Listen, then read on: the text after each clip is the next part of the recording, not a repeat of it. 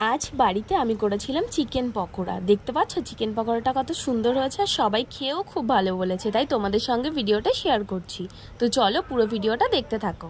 আমি এখানে 500 গ্রাম মতো বোনলেস চিকেন নিয়েছি। তারপর এর মধ্যে দিয়ে দিয়েছি পরিমাণ মতো ময়দা এবং পরিমাণ মতো বেসন। এরপরে এর মধ্যে ডিম ভেঙে নিচ্ছি, দুটো ডিমকে ভালো করে ভেঙে নিচ্ছি। এখানে তোমরা চাইলে এর থেকে বেশি ডিমও ব্যবহার করতে পারো, কিন্তু আমি এখানে পরিমাণ বুঝে দুটোই করেছি। এরপর পরিমাণ মতো লবণ এবং পরিমাণ মতো হলুদ দিয়ে দিলাম। তারপরে দিয়ে দিলাম একটুখানি চিনি স্বাদটাকে ব্যালেন্স করার জন্য। এখানে আছে আদা, পেঁয়াজ, রসুন, জিরে, কাঁচা লঙ্কার একটা পেস্ট, সেখান থেকে 2 চামচ মতো দিয়ে দিলাম। আর দিয়ে দিলাম গরম মশলার গুঁড়ো।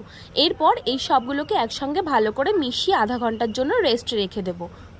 তোমরা চাইলে এখানে বাটা মশলার বদলে গুঁড়ো মশলা ইউজ করতে পারো। আমি এখানে বাটা মশলা দিয়েই করি, তাই সেটাই দেখালাম। এবার কড়াইয়ের মধ্যে পরিমাণ মতো তেল দিয়ে আগে থেকে যেই চিকেনটা আধা ঘন্টার জন্য রেস্টে রেখে দিয়েছিলাম সেই চিকেনটা দিয়ে দিচ্ছি। প্রধানত আধা ঘন্টার জন্য রেস্টে রেখে দিই। তোমাদের হাতে টাইম না থাকলে তোমরা সঙ্গে সঙ্গেও করতে পারো, টেস্টটা একই থাকে। কিন্তু যদি তোমরা চাও তো ফ্রিজের মধ্যেও রাখতে পারো, 10 মিনিট রাখলেই হয়ে যাবে।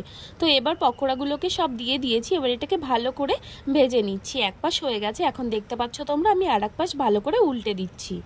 আমি যেহেতু পকোড়াটা এখানটায় 500 গ্রাম মাংসের জন্য করছি, আমার মাংসের পরিমাণটা 500 গ্রাম, তো আমি 2বার এটাকে করব। তোমরা তোমাদের পরিমাণ মতো করে নিও।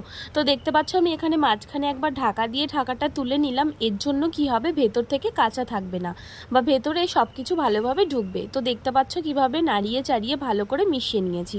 এখন এটাকে আবার উল্টে পাল্টে দেবো আর একবার ঢেকে। দেখতে পেলে যে ঢাকাটা তুলে আবার আমি নেড়ে দিচ্ছি। তো ঠিক যখন এরকম লাল লাল হবে তখন এটাকে আমি তুলে নেব।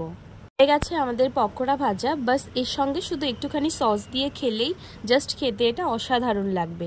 তো দেখতে পাচ্ছ এই যে হয়ে গেছে, নামিয়ে নিচ্ছি। এটাকে একটুখানি সসের সঙ্গে সার্ভ করে দিলেই রেডি। তোমাদের আগেই বলেছি আমার মাংসের পরিমাণটা 500 গ্রাম। আমাকে একবারে ভাজলে হবে না, দুবারে ভাজতে হবে। তো দেখতে পাচ্ছ আমি আর একবার কড়াইয়ের মধ্যে এগুলোকে দিয়ে দিচ্ছি। তোমাদের সুবিধার্থে এটাকে আমি আর একবার দেখানোর চেষ্টা করছি। তো এই যে মাংসগুলো সব দিয়ে দিয়েছি, এবার এটাকে তুলে নিলাম। হয়ে যাওয়ার পরে তুলে নিয়ে এই যে তোমাদের সঙ্গে দেখাচ্ছি, দেখো কতটা ভালো খেতে হয়েছে। তোমরা অবশ্যই বাড়িতে একবার ট্রাই করে দেখো, আশা করি তোমাদের সবার ভালো লাগবে। আমাদের বাড়িতে সবাই খুবই তৃপ্তি করে খেয়েছিল। তো কেমন লাগলো ভিডিওটা অবশ্যই জানাবে, আর অবশ্যই বাড়িতে একবার ট্রাই করবে। Thank you for watching guys.